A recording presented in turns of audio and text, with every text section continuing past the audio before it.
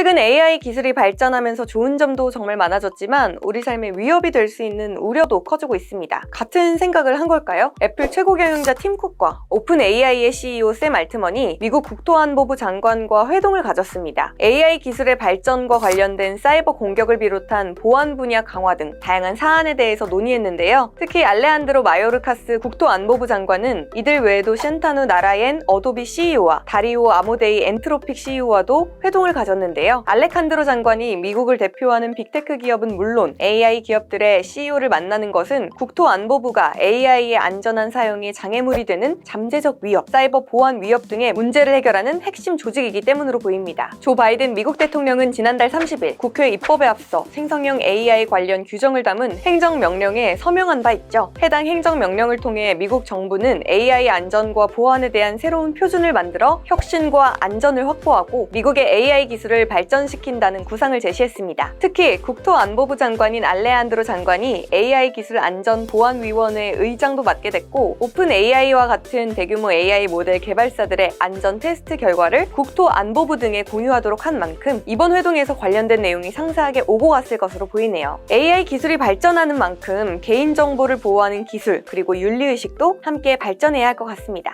한양대 이정환 교수가 알아봤습니다. 사실 EU에서 이런 인공지능에 대한 관심이 굉장히 높고요. 이런 인공지능의 기술의 어떤 규제에 대해서 선도를 쓰고 있습니다. 사실 모든 규제는 EU로 통하는 영향들이 있는데 EU에서 이런 규제 스탠다드를 세우고 AI 기업들을 관리하는 이런 영향들이 있다라고 보시면 될 것 같고요. 이런 차원에서 이제 대기업들이 EU와 논의들이 굉장히 활발하게 진행되고 있다라고 보시면 될 것 같습니다. 사실 이제 AI 관련해서 가장 큰 문제는 첫 번째는 이제 안면 인식 같은 개인정보 문제라고 할 수 있겠고요. 안면 인식 기술 같은 것들을 통해서 개인을 식별할 수가 있다라고 하면은 사실 굉장히 큰 문제가 되거든요. 개인정보가 또한 기업이라든지 정보에 의해 노출되는 이런 상황이 발생하기 때문에 개인정보 보호에 대해서 EU 측에서는 이런 거 절대 안 된다라는 입장을 내놓고 있습니다. 국가안보나 범죄 예방, 테러 대응 등에는 유용할 수 있겠지만 근본적으로 이러한 것들 통해서 모든 사람들의 행보라든지 개인의 행동들이 관리가 된다라 그러면 이런 유럽이나 서구 쪽에서는 빅브라더에 대한 우려가 굉장히 크기 때문에 이러한 것들에 대한 규제가 굉장히 심각하게 논의되고 있다라고 보시면 될 것 같습니다. 그 다음에 문제가 되는 건 생성형 AI의 어떤 창의성, 창작성인데 EU에서 또 관리 많이 하는 것들이 지적재산권에 관한 부분들이고요. 결국 AI가 만든 어떠한 창작권들을 어떻게 이해할 것이냐.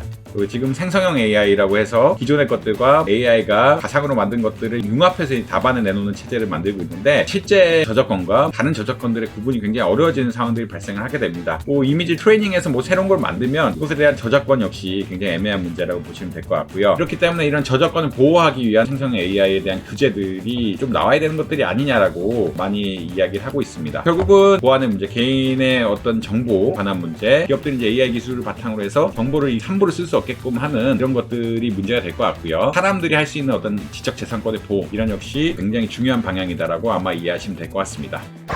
국내는 사실 이러한 AI 입법 분야에서는 조금 뒤처진다라고 보시면 될 것 같고요. 최근에 AI 윤리 관련해서 규범을 세워야 되는 것들이 아니냐, 인증 같은 것들 만들어야 되는 것이 아니냐는 논지가 나오고 있긴 합니다. 근데 근본적으로 이러한 규제의 시작은 EU에서 다 시작된다라고 보고 있고요. 브뤼셀 효과라고 보통 이야기하는데 규제를 만들어서 스탠다드를 정하고 어떻게 보면은 강한 쪽으로 규제를 이끌어간다라는 이런 여러 가지 논의가 있습니다. 규범을 세우는 쪽은 아무래도 EU가 앞설 거라고 보고 있고 이런 앞선 규범을 한국이 어떻게 받아들일 것이냐. EU 시장 자체가 전 세계 2위, 3위, 4위로 왔다 갔다 하는데 이 시장을 대기업들이 포기할 수가 없는 상황이기 때문에 EU의 어떤 규정들을 많이 따를 것이라고 생각을 하고 있고 우리 역시 이런 EU의 규범들, AI 관련 규범들을 받아들이면서 그러니까 일종의 EU가 국제 표준이니까 기반으로 해서 정책들이 보통 입안이 되지 않을까라고 많이들 평가를 하고 있는 것 같습니다. 윤리, 지적재산권 이런 다양한 측면들에서 논의가 시작되고 있고 제 추측으로는 아마 EU가 굉장히 빨리 나가면서 이런 모든 규정들, 브뤼셀 효과라고 이야기하는데 EU 헤드쿼터에 있는 브뤼셀의 중심이 모든 규범의 중심이 나간다라는 이런 원칙 하에서 보다 엄격한 법안이 나올 거고 이것을 따라서 아마 한국이 쫓아가지 않을까라고 평가를 하고 있습니다.